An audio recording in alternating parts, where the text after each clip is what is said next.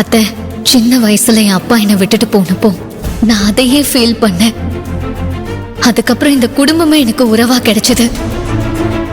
எனக்கு அம்மாவா அப்பாவா கடைசி வரைக்கும் நீங்க இருப்பீங்கன்னு நினைச்சேன். நான் உங்களை ரொம்ப நம்பினேன். ஆனா நீங்களே என்னை ஏமாத்திட்டீங்க. உயிருக்கு உயிரா விரும்பின ஆதியும் எனக்கு துரோகம் பண்ணிட்டான். இப்ப நான் மறுபடியும் அனாதை ஆயிட்டேன். இந்த வீட்டுல எனக்கு ஆசைப்பட்ட வாழ்க்கை இல்லைன்னு தெரிஞ்சு போச்சு.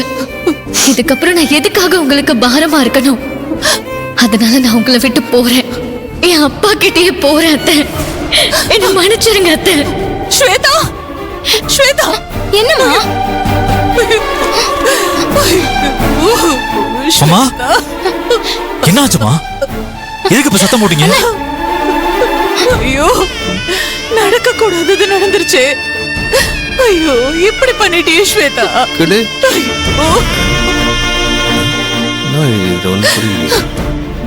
ஸ்வேதா,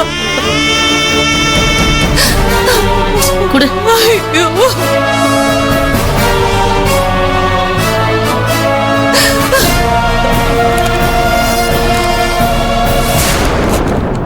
நான் உனக்கு கொடுத்த வாக்க காப்பாத்தலன்னு எனக்கு இவ்வளவு பெரிய தண்டனையை கொடுத்துட்டு போயிட்டியே. என்ன விட்டுட்டு நீ எங்கம்மா போன? இந்த வீட்டுல இருக்கிறவங்க உன்ன பழி வாங்கிட்டாங்கன்னா நீ என்ன விட்டுட்டு போயிட்டியே ஸ்வேதா. ஐயோ, கடவுளே, நான் பெரிய பாவம் பண்ணிட்டேனே, பெரிய பாவம் பண்ணிட்டேன். என்ன மலை போல நம்பிட்டு இருந்த என் அண்ணன் பொண்ணுக்கு நான் துரோகம் பண்ணிட்டேன். அவ வாழ்க்கை வெறுத்து இந்த வீட்டை விட்டே போயிட்டா. அம்மா, அழாதம்மா. நான் இப்ப எங்க போய் அவளை தேடுவேன்? ஸ்வேதா, இந்த பாவத்துக்கு இந்த ஜென்மத்துல எனக்கு மன்னிப்பே கிடையாது.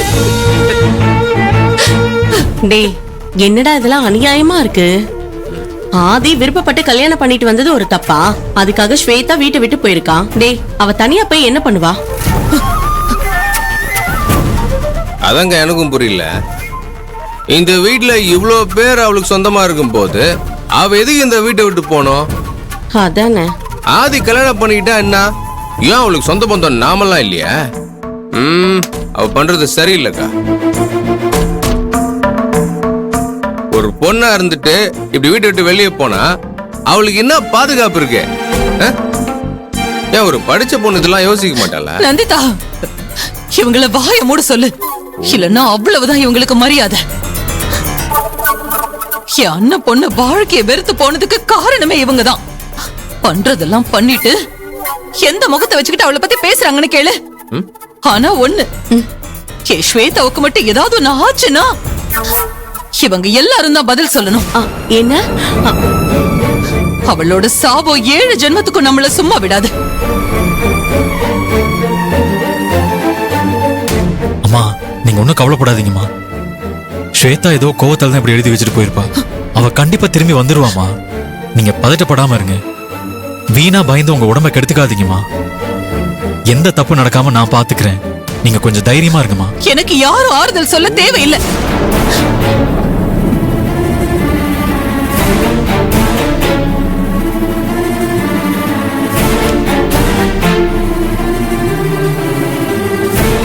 தம்பி, இதெல்லாம் நடக்கும்னு நம்ம எதிர்பார்த்தது தாண்டா. நீ ஒன்னும் கவலைப்படாத. எது நடந்தாலும் பாத்துக்க. ஆனா ஒண்ணு, அம்மாவுக்கு ஆறுதல் சொல்ல வேண்டியது உன்னோட கடமை. அவங்க உங்ககிட்ட பேச மாட்டேன்னு மறுத்தாலும் நீ மட்டும் அவங்க கிட்ட பேச ட்ரை பண்ணிட்டே இருக்கணும். புரியுதா? அப்போதான் அவங்க மனசு மாறும்.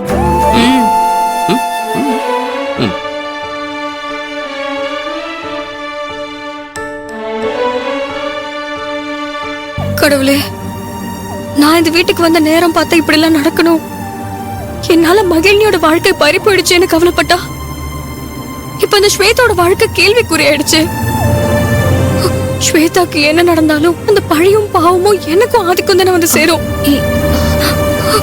கவலைப்படாத மதி, ஸ்வேதாக்கு எதுவும் ஆகாது. அவ தைரியமான பொண்ணு. அவ எங்க இருந்தாலும் நல்லாதான் இருப்பா.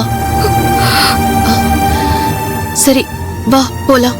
வா, ஒண்ணு கவலைப்படாத. அண்ணா, ஒரு பெரிய தப்பு நடந்து போச்சுன்னு.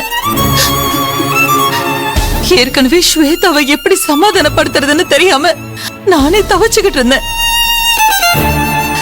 இந்த நிலைமையில ஸ்வேதா வீட்டை விட்டு போறேன்னு ஒரு லெட்டர் எழுதி வச்சுட்டு போயிட்டான்னு. அவ எங்க போயிருப்பான்னு எனக்கு தெரியலையே.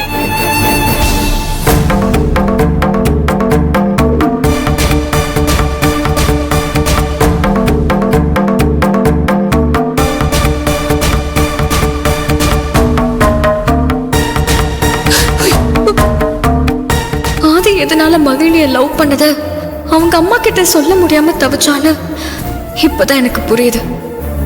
மீனாட்சி மேடம் ஸ்வேதா மேல ரொம்ப பாசம் வச்சிருக்காங்க. ஸ்வேதா ஆதியை ரொம்ப விரும்பியிருக்கா. பாவம் ஆதி இவங்க 2 பேரோட பாசத்துக்கு மத்தியில மாட்டிக்கிட்டு தவிச்சிருக்கான். ஆனா மகிழ்னி ஆதியோட மனநிலைமை புரிஞ்சுக்காம அவன் மேல கோவப்பட்டு அவ அவாய்ட் பண்ணிட்டா. ச்சே, நினைக்கவே பாவமா இருக்கு. அண்ணு, ஸ்வேதா எழுதி வச்ச லெட்டரை நினைச்சா எனக்கு ரொம்ப பயமா இருக்குன்னு. அவ அதுல அப்பா கிட்ட போறேன்னு எழுதி வச்சிருக்கான்னு. அவ அவசரப்பட்டு தப்பா ஏதாச்சும் ஒரு முடிவு எடுத்துட்டானா நான் என்னென்ன பண்ணுவேன்?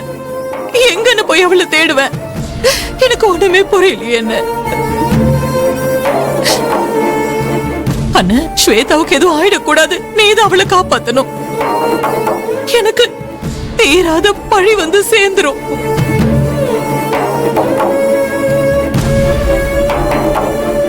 அக்கா, ஸ்வேதா கண்டிப்பா ஏதாவது சொந்தக்காரங்க வீட்டுக்கு தான் போயிருக்கணும்.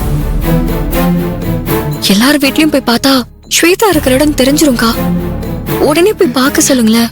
ஆஹா, இல்ல மதி. அவ படிச்சுட்டு திரும்பி இங்க வந்ததுக்கு அப்புறம் நம்ம வீட்ல தான் இருப்பா. வேற எந்த சொந்தக்காரங்க வீட்டுக்கு போற பழக்கமே அவளுக்கு இல்ல.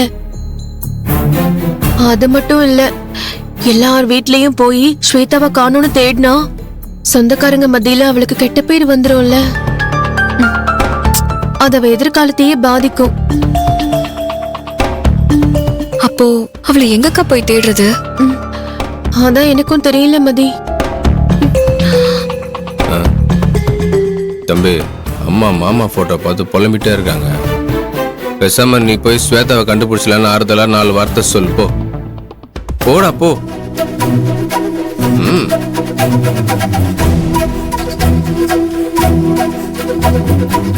மா, கவலைப்படாதீங்கம்மா. ஸ்வேதா அவளுக்கு பழக்கமான இடத்துல தான் இருப்பான். ஒருவேளை அவ பெங்களூர்ல படிச்சால அங்க போயிருப்பா.